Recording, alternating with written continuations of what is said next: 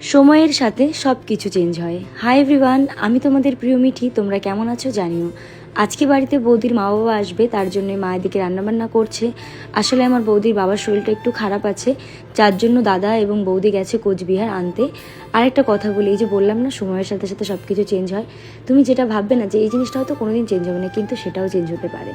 আচ্ছা যাই হোক, তো এখন এদিকে বাড়ির সব কাজবাজ চলছিল, যেহেতু গোছগাছ ছিল। আর আমার রুমটা আমি যতই গোছাই না কেন, রুম বেশি বেশি হলে 2 ঘন্টা ভালো থাকে। যেহেতু আমার রুমের ভেতর আমরা এত লোকজন থাকি, এত আড্ডা আর এত গল্প হয়, যার কারণে রুমটা ঠিক এলোমেলো হয়ে যাবেই। মানে আমার একটা শ্যুট হওয়া মানে রুম এলোমেলো হয়ে যাবে। তো তারপর দেখো মা এদিকে সব ঘরটার মুছছিল এবং কাজবাজ করছিল। আমিও মায়ের হাতে হাতে একটু হেল্প করে দিচ্ছিলাম। এমনিতেও আমার রুমটা আমি নিজে গোছাতেই ভালোবাসি, কারণ আমার রুমের জিনিস আমি মানে কেউ যদি রাখেন আমি খুঁজে পাই না।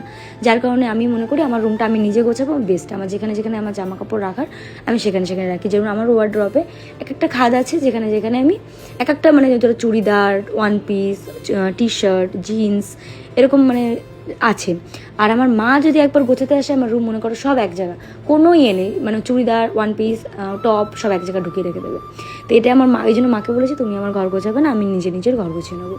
আচ্ছা তোমাদের কেমন লাগে ঘর গোছাতে জানিও তো। আর যদি কেউ হোম ট্যুর দেখতে চাও অবশ্যই আমার কমেন্টে জানিও। একটু আগে আমি একটা ফটো আপলোড করেছি, যেখানে আমি জিজ্ঞাসা করলাম যে তোমরা কি কেউ দেখতে চাও, অনেকে বলেছে। তো খুব তাড়াতাড়ি হোম ট্যুর আসবে।